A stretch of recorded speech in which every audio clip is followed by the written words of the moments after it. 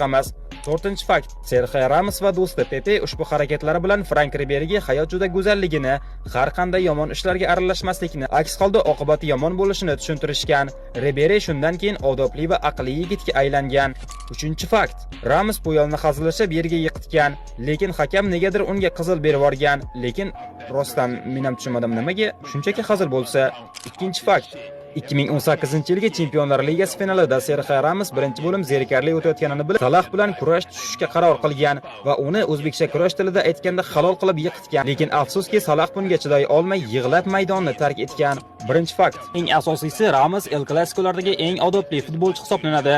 Ayniqsa yaqin do'sti Messi bilan uning aloqalari doimo do'stona bo'lgan va ular hech qachon tortishmagan. Messi Ramosni qattiq hurmat qilganini ham alohida ta'kidlash lozim.